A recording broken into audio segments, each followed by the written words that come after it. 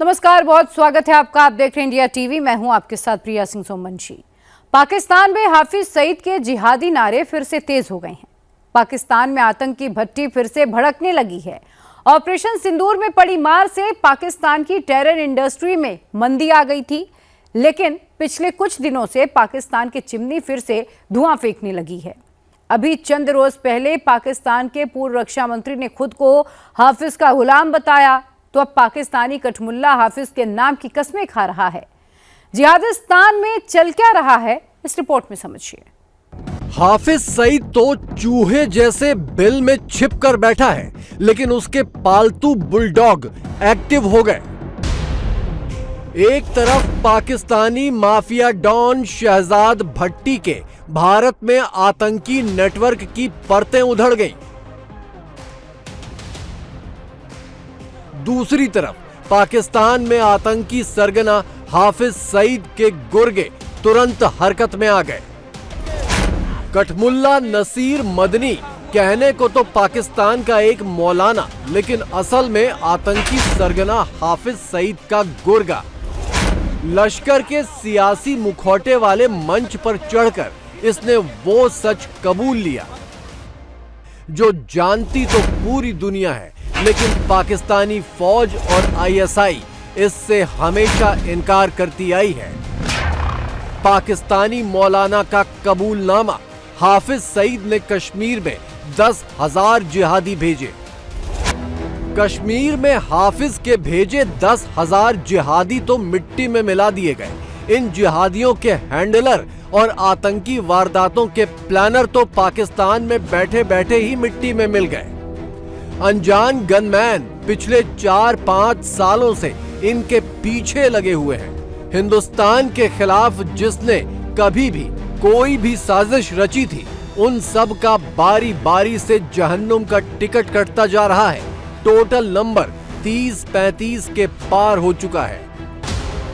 हाफिज सईद जैसे आतंकी आकाओं के जरिए ही पाकिस्तान दशकों से हिंदुस्तान में आतंकी भेजता रहा है।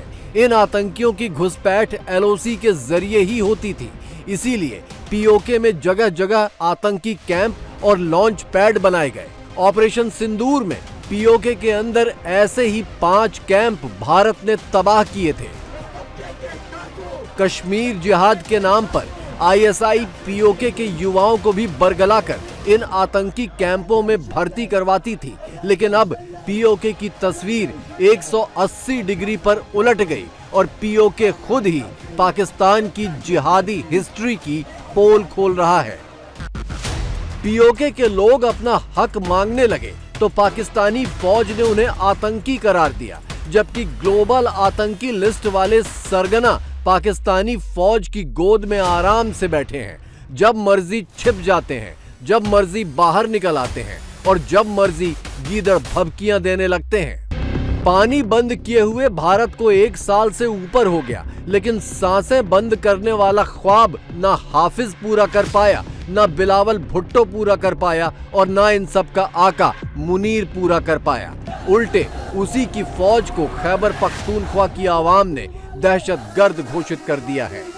पीओके के अलावा खैबर पख्तूनख्वा में भी आतंकी कैंप है। 2019 में भारत ने खैबर पख्तूनख्वा के ही बालाकोट में एक आतंकी कैंप पर एयर स्ट्राइक की थी।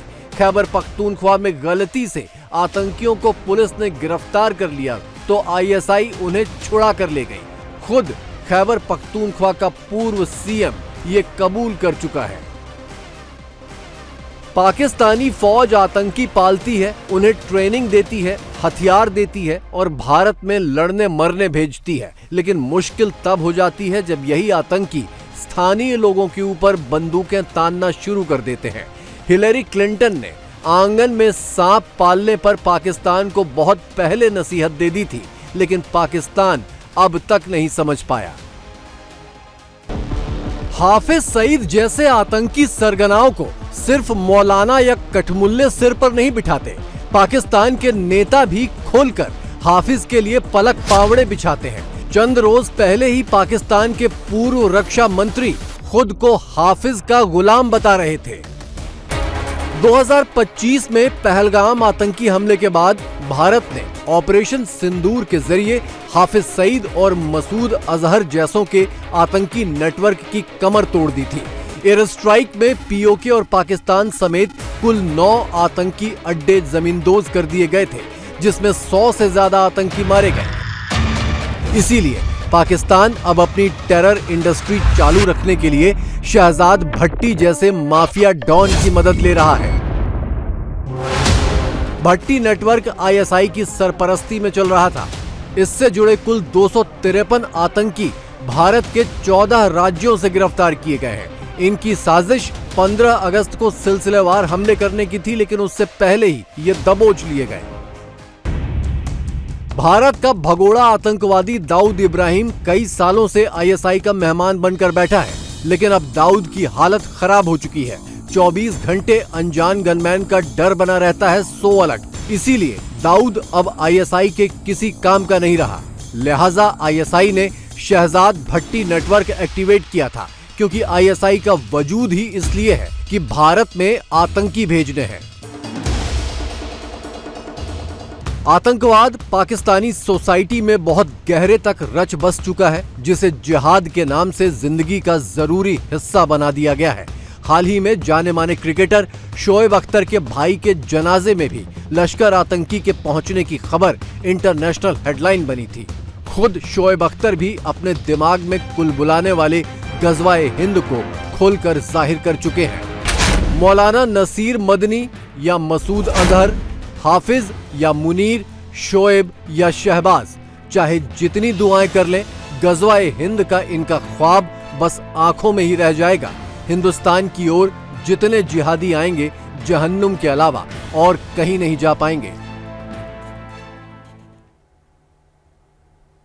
कांग्रेस ने आज साफ साफ कह दिया कि सरकार हमें गिरफ्तार करना चाहती है तो कर ले, जेल भेजना चाहती है तो जेल भेज दे, लेकिन हम तो वंदे मातरम के 2 ही छंद गाएंगे।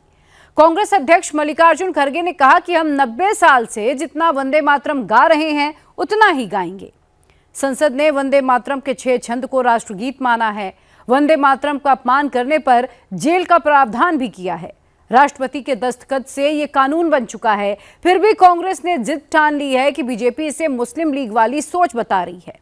आने वाले चुनावों में कांग्रेस को इस पाप की सजा देने की बात कह रही है। वंदे मातरम को लेकर हो रहे इस विवाद के पीछे क्या है, कांग्रेस और मुस्लिम लीग का इतिहास क्या है, समझते हैं इस रिपोर्ट के जरिए। क्या कांग्रेस 90 साल बाद भी जिन्ना को खुश करने में लगी है? क्या कांग्रेस जिन्ना समर्थकों के वोट की खातिर वंदे मातरम का विरोध कर रही है? क्या कांग्रेस को नेहरू से भी ज्यादा जिन्ना की फिक्र सता रही है? जिन्ना का भूत या तो कांग्रेस का पीछा नहीं छोड़ रहा या कांग्रेस जिन्ना का पीछा नहीं छोड़ रही। जो भी हो, लेकिन जिन्ना कांग्रेस से चिपक गया है। कुछ लोग ये भी कहते हैं कि जिन्ना को कांग्रेस ने अपने साथ चिपका लिया है।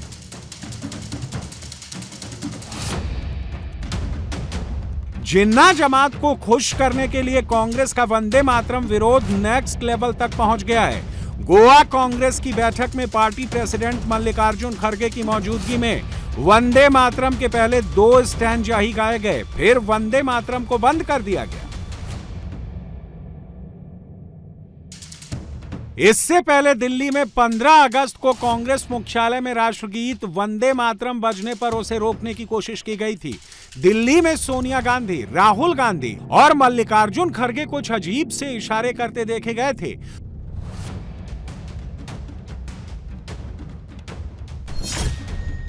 कांग्रेस जब फंसने लगी तो किसी ने कहा कि सोनिया गांधी खड़गे के लिए कुर्सी मंगवा रही थी। कोई कहने लगा सोनिया खड़गे के लिए पानी मंगवा रही थी। किसी ने कहा सोनिया को पूरा वंदे मातरम गाने पर आपत्ति थी। मॉनसून सत्र के आखिरी दिन यानी 13 अगस्त तक कांग्रेस बराबरी पर दिख रही थी। फिर कांग्रेस ने वंदे मातरम जैसा घोर राष्ट्रवादी मुद्दा थाल में सजाकर बीजेपी को दे दिया। यूपी चुनाव से पहले बीजेपी को आक्रामक होने का मौका मिल गया। बीजेपी ने देश भर में प्रदर्शन शुरू कर दिए। बीजेपी को मौका मिला तो उसने दोनों हाथों से कैच लपक लिया। वंदे मातरम पर नरेंद्र मोदी को नई लाइन बताने की जरूरत नहीं है। मोदी की लाइन पहले से तय है। आजादी की लड़ाई में वंदे मातरम की भावना ने पूरे राष्ट्र को प्रकाशित किया था, लेकिन दुर्भाग्य से 1937 में वंदे मातरम के महत्वपूर्ण पदों को उसकी आत्मा के एक हिस्से को अलग कर दिया गया था। वंदे मातरम को तोड़ दिया गया था, उसके टुकड़े किए गए थे। वंदे मातरम के इस विभाजन ने देश के विभाजन के बीज भी बो दिए थे। राष्ट्र निर्माण का ये महामंत्र, इसके साथ ये अन्याय क्यों हुआ, ये आज की पीढ़ी को भी जानना जरूरी है, क्योंकि वही विभाजनकारी सोच देश के लिए आज भी चुनौती बनी हुई है। वंदे मातरम पर बीजेपी अपनी लाइन 1 इंच भी नहीं बदलेगी। सवाल कांग्रेस का है। कांग्रेस वंदे मातरम पर बैकलाइन क्यों ले रही है? क्या वंदे मातरम पर जो बवाल है उसके पीछे बस वोट बैंक का ख्याल है? खुद खरगे ने कह दिया है, कांग्रेसी अब जब भी वंदे मातरम बजाएंगे वो अधूरा ही गाएंगे। जो महात्मा गांधी जी वंदे मातरम गाते वही मैं गाया, जो जवाहरलाल नेहरू गाए थे वही गा। अब तक 18 साल तक उन्होंने जो गाया, ऐसे उनकी सेंट्रल गवर्नमेंट वाजपेयी ने जो गाया वही गाया मैं, और 12 साल तक इन्होंने चीफ मिनिस्टर होकर अब तक जो गाया वही वंदे मातरम गाया। अगर ये गुनाह है तो उन्होंने 18 साल से गुनाह कर रहे हैं। अगर यही गुनाह है तो गांधी जी के ऊपर केस डालो, यही गुनाह है तो नेहरू जी के ऊपर डालो, यही गुनाह है तो वल्लभ भाई पटेल के ऊपर। अरे ये तो इनको मालूम नहीं, नो पैदा होने से पहले कांग्रेस वालों ने एक रेजोल्यूशन पास करके देश में कौन सा राष्ट्रीय गीत अपनाना ये किए हैं। तुम जो बोलते वही राष्ट्रगीत, आप जो कहते वही होगा। कल के दिन दूसरी सरकार आएगी, वो अगर कहे वही होता है। 90 साल से जो चल रहा है वही हम किए। वंदे मातरम पर खरगे अधूरी बात बताते हैं, वो 90 साल की कहानी सुनाते हैं, जबकि वंदे मातरम की कहानी 150 साल की है। साल तक उन्होंने जो गाया ऐसे। बंकिम चंद्र चटर्जी ने 6 छंदों वाला वंदे मातरम गीत लिखा, जिसे पहली बार 7 नवंबर 1875 को एक बांग्ला मैगजीन बंग दर्शन में छापा गया। बाद में इसे उनके उपन्यास आनंद मठ में शामिल किया गया। बांग्ला और संस्कृत में लिखा यह गीत राष्ट्रवाद की भावना से भरा हुआ है, जिसे मुसलमान हिंदू राष्ट्रवाद कहते हैं। जब यह गीत लिखा गया तब इस पर सियासत की छाया कम पड़ी थी। अखबारों, पैम्फलेटों और नारों के जरिए यह पूरे देश में फैल गया। यह क्रांति का गीत बन गया। अंग्रेज इसे सुनते तो उनको ऐसा लगता जैसे उनके कान में पिघलता हुआ शीशा डाल दिया गया हो। 28 दिसंबर 1896 को पहली बार रविंद्रनाथ टैगोर ने कांग्रेस के कलकत्ता अधिवेशन में सार्वजनिक रूप से वंदे मातरम गाया था। टैगोर ने 2 छंद वाला वंदे मातरम नहीं बल्कि पूरा वंदे मातरम गाया था। 1905 में लॉर्ड कर्जन ने बंगाल विभाजन किया तो वंदे मातरम बंग भंग आंदोलन का गीत बन गया। रंगपुर, जो बाद में पूर्वी पाकिस्तान का हिस्सा बना और अब बांग्लादेश में है, वहां के एक स्कूल में बच्चों ने वंदे मातरम गा दिया तो हर बच्चे पर 5-5 रुपए का जुर्माना लगा दिया गया और स्कूलों में यह गीत गाने पर बैन लगा दिया गया। इसके विरोध में बच्चों ने स्कूल छोड़ दिया। इसके बाद वंदे मातरम तेजी से फैला। तमिल, तेलुगु, मलयालम, कन्नड़ और मराठी में इसके अनुवाद किए गए। मैडम भीकाजी कामा ने 22 अगस्त 1907 को जर्मनी के स्टटगार्ट में पहली बार तिरंगा फहराया, जिसके बीच में वंदे मातरम लिखा हुआ था। 17 अगस्त 1909 को जब महान क्रांतिकारी मदन लाल ढींगरा को इंग्लैंड में फांसी दी गई, तब उनके आखिरी शब्द थे वंदे मातरम। कांग्रेस के अधिवेशनों में वंदे मातरम गीत बजाया जाता और कोई विरोध नहीं करता। 1920 तक मोहम्मद अली जिन्ना भी कांग्रेस में थे, तब जिन्ना को कोई आपत्ति नहीं होती थी। 1920 में जिन्ना ने कांग्रेस छोड़ी और उसी साल से वंदे मातरम पर हिंदू मुस्लिम सियासत की छाया पड़ने लगी। 1920 में बंगाली मैगजीन इस्लामी दर्शन में लिखा गया कि वंदे मातरम मूर्ति पूजा यानी कुफ्र का रूप है। 1928 में शरीयते इस्लाम मैगजीन ने लिखा वंदे मातरम मुसलमानों के लिए हराम है। 30 के दशक में मुस्लिम लीग अलग पाकिस्तान की मांग करने लगी। 1937 में मुस्लिम लीग के नेता मोहम्मद अली जिन्ना ने वंदे मातरम का तीखा विरोध किया। जवाहरलाल नेहरू ने जिन्ना को रोकने की बजाय वंदे मातरम पर झुकने का काम किया। जिन्ना का कहना था कि मुसलमान किसी भी कीमत पर वंदे मातरम को राष्ट्रगीत नहीं मानेंगे। अप्रैल 1938 में मुस्लिम लीग के कोलकाता अधिवेशन में जिन्ना ने कहा कि कांग्रेस मुसलमानों पर वंदे मातरम थोपना चाहती है, यह मुसलमानों को बराबरी के हक के खिलाफ है। नेहरू इस डिमांड पर झुक गए और कांग्रेस की वर्किंग कमेटी ने वंदे मातरम पर कैंची चला दी। वंदे मातरम गीत के 6 स्टैंजा की जगह सिर्फ 2 स्टैंजा को राष्ट्रगीत की मंजूरी दे दी। मेरे जैसे कई लोगों का मानना है कांग्रेस पार्टी को पसंद आए ना आए, अगर वंदे मातरम के तुष्टीकरण की नीति के तहत 2 टुकड़े न करते तो देश का बंटवारा नहीं होता और देश पूरा होता। वंदे मातरम की इस कहानी में गुरुदेव रविंद्रनाथ टैगोर, सुभाष चंद्र बोस और महात्मा गांधी का क्या रोल था? 1937 में कांग्रेस ने वंदे मातरम पर विचार करने के लिए कमेटी बनाई, जिसमें नेहरू, सुभाष चंद्र बोस, मौलाना अबुल कलाम आजाद और आचार्य नरेंद्र देव शामिल थे। वंदे मातरम पर जवाहरलाल नेहरू और सुभाष चंद्र बोस के बीच भी पत्राचार हुआ, जिसमें नेहरू ने लिखा था, उन्होंने आनंद मठ का अंग्रेजी अनुवाद पढ़ा है। नेताजी सुभाष चंद्र बोस ने नेहरू को गुरुदेव रविंद्रनाथ टैगोर से सलाह लेने की सलाह दी थी। नेहरू ने 20 अक्टूबर 1937 को टैगोर को खत लिखकर सलाह मांगी और टैगोर ने जवाब में लिखा, वंदे मातरम के पहले 2 स्टैंजा सुंदर हैं, उसमें राष्ट्रवाद और देश प्रेम की भावना है। आगे के हिस्से में धार्मिक प्रतीक और भावनाएं हैं जो सबको स्वीकार्य नहीं हो सकती। ये हिस्से मुसलमानों को ठेस पहुंचाते हैं तो उन्हें छोड़ देना चाहिए।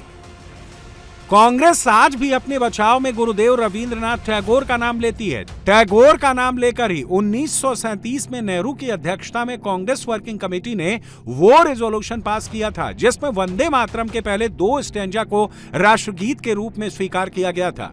वंदे मातरम पर महात्मा गांधी का नजरिया समय के साथ बदलता रहा।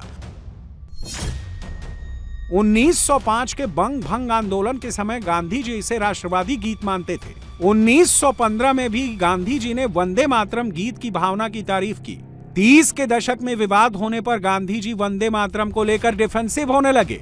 1940 में हरिजन में उन्होंने लिखा कि वो कभी नहीं चाहेंगे वंदे मातरम को लेकर कोई झगड़ा हो। 1947 में कलकत्ता की एक प्रार्थना सभा में महात्मा गांधी ने इसकी तुलना अल्लाह अकबर से की, जिससे वहां के हिंदू नाराज हो गए। 24 जनवरी 1950 को संविधान सभा की आखिरी बैठक में संविधान सभा के अध्यक्ष डॉक्टर राजेंद्र प्रसाद ने जन गण मन को आजाद हिंदुस्तान का राष्ट्रगान और वंदे मातरम को राष्ट्रगीत घोषित किया था। संविधान सभा में किसी ने भी इस ऐलान का विरोध नहीं किया। 1950 के बाद अगले 75 साल तक वंदे मातरम के 2 स्टैंजा ही गाए जाते रहे, मगर अब संसद ने कानून बना दिया है 6 स्टैंजा वाले वंदे मातरम गाना कानूनी रूप से जरूरी है और इसे बीच में रोका भी नहीं जा सकता। कांग्रेस यहीं पर सियासी चैलेंज ले रही है। अरे मैं जब एमएलए बना था, ये अमित शाह अभी उठा नहीं था। उनका कितना 57, 58 है कितना?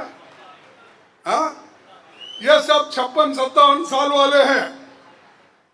अरे देश के आजादी के लिए हमारे लोग लड़े, तुम लड़े। बताओ कौन सा बीजेपी का आदमी इस देश के आजादी के लिए लड़ा है? कौन सा आरएसएस वाला इस देश के आजादी के लड़ा है? और हमको देशभक्ति सिखाते हो तुम? हम देशभक्त नहीं है, ये लोग देश के खिलाफ है, एंटी इंडिया। अरे एंटी इंडिया तो तुम है, एंटी रिलीजन तुम है। बीजेपी ने तय कर लिया है कि वंदे मातरम पर अब वो फ्रंट फुट पर खेलेगी और कांग्रेस को बैक फुट पर रखेगी। बीजेपी के लिए ये हिंदू राष्ट्रवाद का सवाल है, इस पर वो ऑफेंसिव भी खेलेगी। सोनिया जी, 140 करोड़ की जनता आपको देख रही है। आपके द्वारा किया गया ये पाप इस देश की जनता कभी माफ नहीं करेगी, कभी माफ नहीं करेगी। कांग्रेसियों को शर्म आनी चाहिए, और जरा भी शर्म बची है तो दो हाथ जोड़कर बंकिम बाबू की अमर आत्मा से और देश की जनता से माफी मांगनी चाहिए।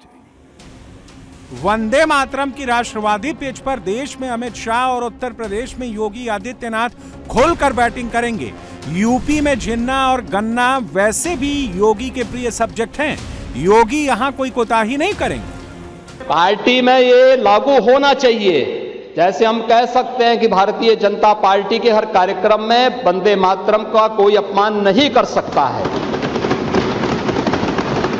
ऐसे कांग्रेस को भी डंके की चोट पे कहना चाहिए, और जो व्यक्ति वंदे मातरम का विरोध करता है कान पकड़ करके उसको धक्का देकर के बाहर करना चाहिए। समाजवादी पार्टी को भी इस बात की घोषणा करनी चाहिए कि राष्ट्रगीत जिसको 150 वर्ष हो रहे हैं, वंदे मातरम का जो विरोध करेगा वो वहीं जाए जहां पर उसको ये विरोध के स्वर दिखाई देते हों। हिंदुस्तान की धरती पे तो नहीं उसको रहने का कोई अधिकार मिलना चाहिए। वंदे मातरम यूपी में योगी आदित्यनाथ के 80-20 वाले फॉर्मूले के साथ साथ चलता है। 80 में वंदे मातरम गाने वाले और 20 में वंदे मातरम का विरोध करने वाले।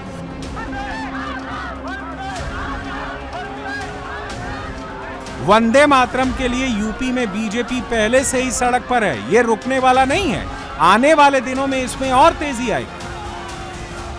वंदे मातरम जो है वो भारत की चेतना का जो है, मैं कलाकार होने के नाते मैं समझ सकती हूँ कि एक कला का, एक कविता का क्या प्रभाव होता है जनमानस पे, लेकिन उसका एक इतना उससे चिढ़ना, इतनी नफरत, और वो भी इतना उन्होंने कैमरा की ना प्रभाव करके उसको बंद कराने के लिए, जैसे मानो मैं कहूँगी कि इस तरह से उनमें तड़पन होने लगी कि जैसे कोई, मैं तो कहूँगी कि पाकिस्तान के लोग भी इतना नहीं तड़पते हैं जितना कि वो लोग अपने, तो देख के अभी तो खैर पूरे हंसी का पात्र पूरे देश में बन गए हैं, लेकिन कांग्रेस जो है मैं कहीं ना कहीं कहूँगी कि बीजेपी विरोधी बनते बनते अब देश विरोधी बन चुकी है। कांग्रेस ने गलत समय पर गलत मुद्दा चुन लिया है। राहुल गांधी की पार्टी अगर वंदे मातरम का विरोध करके यूपी चुनाव में उतरने की सोच रही है तो इसमें योगी का कुछ नहीं जाता, समाजवादी पार्टी का घाटा ही घाटा। अखिलेश यादव की पार्टी वंदे मातरम पर सन्नाटे में है। सपा में आदेश निकल गया है, वंदे मातरम पर कोई कुछ नहीं बोलेगा। दूसरी तरफ बीजेपी जमकर बोल रही है। हमको लगा कि 15 अगस्त को कांग्रेस के मुख्यालय में जिस तरह का एम्बैरेसिंग इवेंट हुआ, जो सोनिया जी को लग रहा था कि वो विरोध कर रही हैं पूरे वंदे मातरम गाने को, और बाद में उनके बौद्धिकता से गुणी मीडिया हेड ने कहा कि कुर्सी खोजी जा रही थी खड़गे साहब के लिए। ये बिल्कुल बकवास था। कल खड़गे साहब जब गोवा गए तो वहां भी पार्टी के कार्यक्रम में 2 स्टांजा ही गाया गया।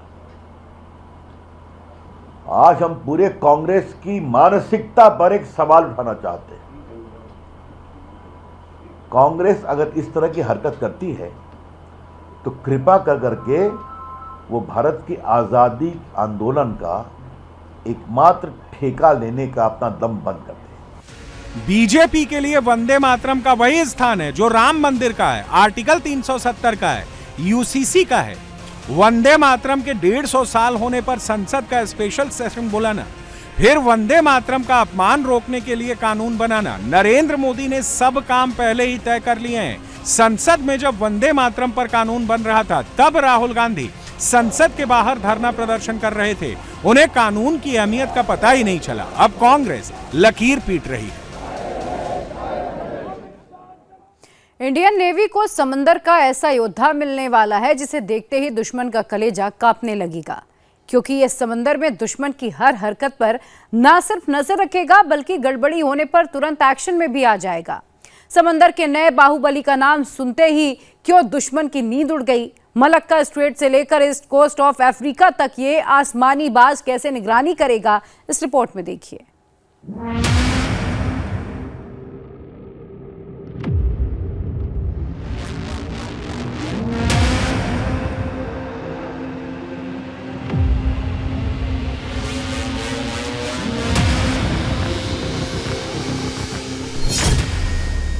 समंदर में दुश्मनों के बीच खलबली, तबाही मचाने आ रहा बाहुबली।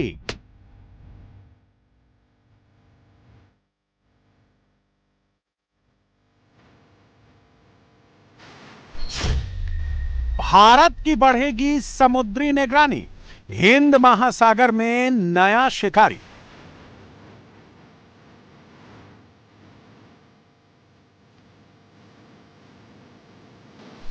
नेवी को मिलेगा आसमानी बाज, दुश्मन की साजिश होगी बेनकाब।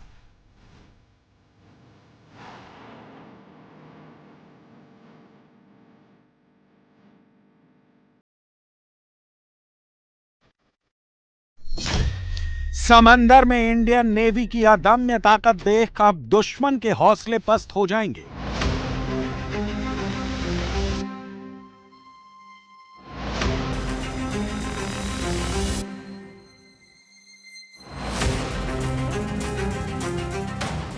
हजारों फीट की ऊंचाई पर उड़ रहे इन धुरंधरों को देख दुश्मन के दिलों में खौफ पैदा हो जाएगा।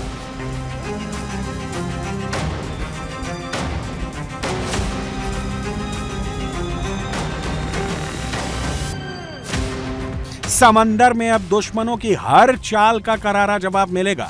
हिंद महासागर में अब दुश्मनों की हर एक एक्टिविटी पर पैनी नजर रखी जा सकेगी।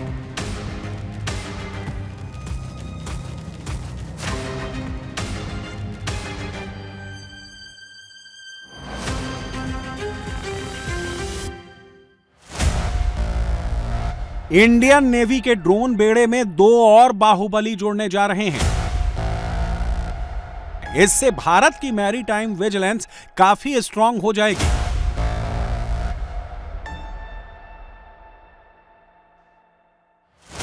नेवी की इंटेलिजेंस कैपेसिटी बेहद मजबूत हो जाएगी। दुश्मनों के मंसूबों को समय से पहले खत्म किया जा सकेगा।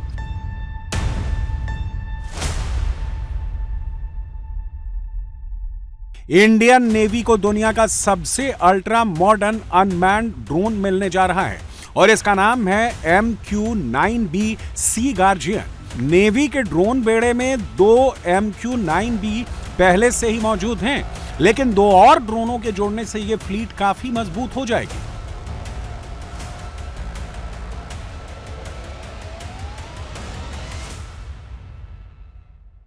MQ-9B सी गार्डियन दुनिया का सबसे पावरफुल समुद्री निगरानी ड्रोनों में से एक है।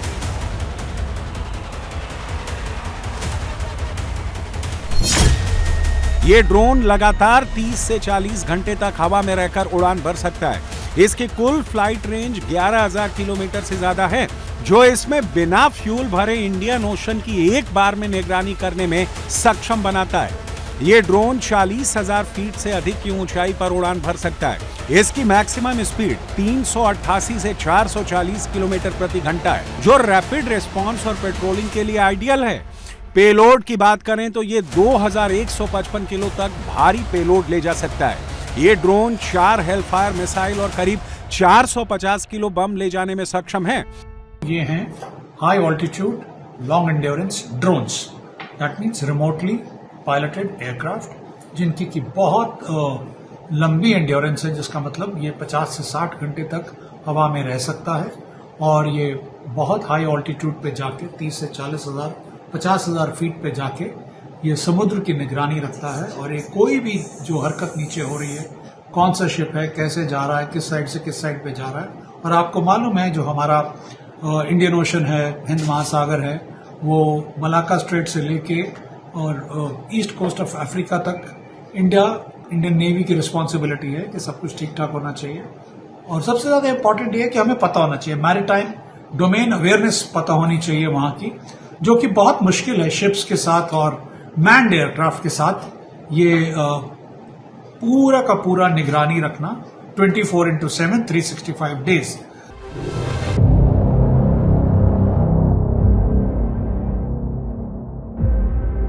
MQ-9B सी गार्डियन दुनिया का सबसे एडवांस ड्रोन है।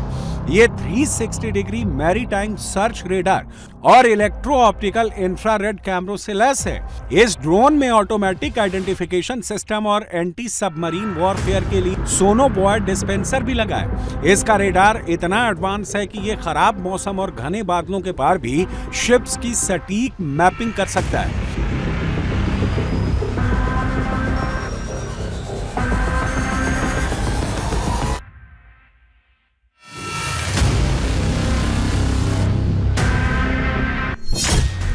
मिनिस्ट्री ऑफ डिफेंस ने इंडियन नेवी की विजिलेंस कैपेसिटी बढ़ाने के लिए अमेरिका से बड़ा करार किया है।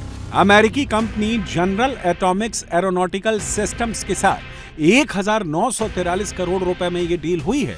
इसके तहत 2 MQ-9B सी गार्डियन ड्रोन 30 महीने के लिए लीज पर जाएंगे, जबकि नेवी के ड्रोन फ्लीट में 2 MQ-9B पहले से ही मौजूद हैं।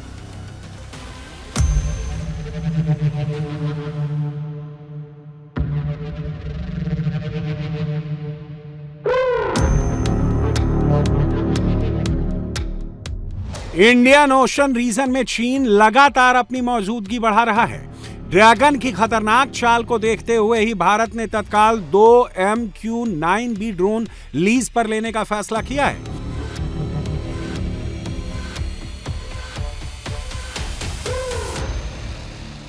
इन निगरानी ड्रोन्स के जरिए चालबाज चीन समेत दुश्मनों पर 24 घंटे नजर रखी जा सकेगी।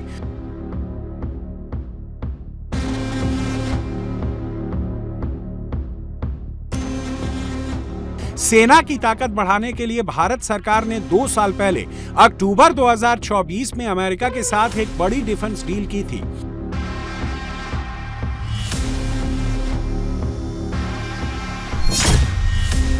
अमेरिका से करीब 32,000 करोड़ में 31 MQ-9B ड्रोन खरीदने की डील हुई थी।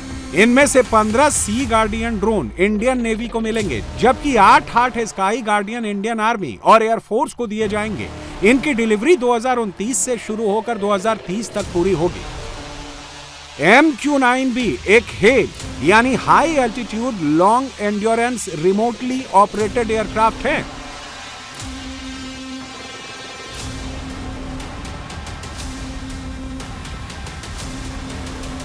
इसके कई वेरिएंट हैं, जिनमें समुद्री ऑपरेशन के लिए सी गार्डियन और जमीनी ऑपरेशन के लिए स्काई गार्डियन शामिल हैं।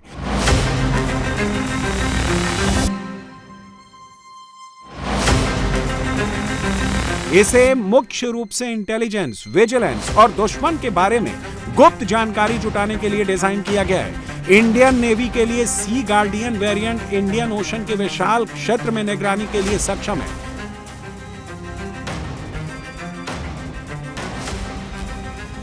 ये एक चीज है कि जो सर्वेलेंस होती है, जो निगरानी रखते हैं, जो जिनको आप टोही एयरक्राफ्ट बोलते हैं, ये जब बेस से निकलते हैं तो एक पर्टिकुलर एरिया में जाते हैं, फिर वहां पर 8-10 घंटे, जैसे बोइंग का हमने लिया था PATI, बट उसमें क्या है, उसमें क्रू रहता है, तो क्रू का एक फटीग होता है 8 घंटे 10 घंटे, उसके बाद उनको चेंज करना पड़ता है। इवन अगर आप चेंज कर लेंगे तो एयरक्राफ्ट की एंड्योरेंस होती है। सो ये इन चीजों को, और फिर उसके बाद कई इलाकों में हम मैन्ड एयरक्राफ्ट को नहीं भेज सकते, क्योंकि वहां पर खतरा रहता है कि एनिमी का मिसाइल ना आ जाए और या एनिमी के फाइटर आके ना प्रोसिक्यूट कर दे। तो उस मामले में ये जो ड्रोन है, ये जो सी गार्डियन है, स्काई गार्डियन है, MQ-9B है, ये बहुत बहुत पावरफुल है। और अभी इनके अंदर कोई वेपन नहीं है हमारे पास। जब हमारे अपने आ जाएंगे तब हम उनके साथ उनमें अपने वेपन्स को इंटीग्रेट कर लेंगे। बट इस वक्त जो ये एयरक्राफ्ट है, ये बहुत ही एक इंडियन नेवी की क्षमता को बहुत बढ़ाएगा। MQ-9B ड्रोन इंडियन नेवी की खुफिया और निगरानी कैपेसिटी में बड़ा बदलाव लाएगा। ये एयरक्राफ्ट मैरीटाइम डोमेन अवेयरनेस की कैपेसिटी को काफी मजबूत करेगा। इंडियन ओशन में दुश्मन के शिप्स और संदिग्ध गतिविधि की सटीक लाइव जानकारी देगा। ये अल्ट्रा मॉडर्न सेंसरों और सोनार सिस्टम से लैस है, जिससे ये समंदर की गहराई में छिपी दुश्मन की सबमरीन्स को खोजकर तबाह कर सकता है।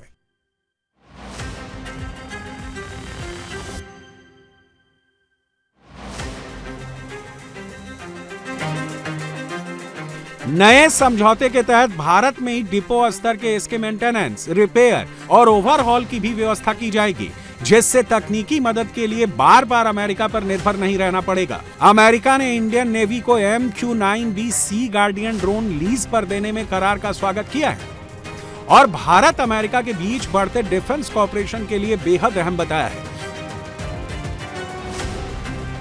2024 की डिफेंस डील के तहत जब तक MQ-9B ड्रोन्स की डिलीवरी नहीं हो जाती, तब तक लीज के जरिए ही भारत इन हाईटेक ड्रोन्स का इस्तेमाल जारी रखेगा। ये ड्रोन 4 हेलफायर मिसाइलें और करीब 450 किलो लेजर गाइडेड बम ले जाने में सक्षम है।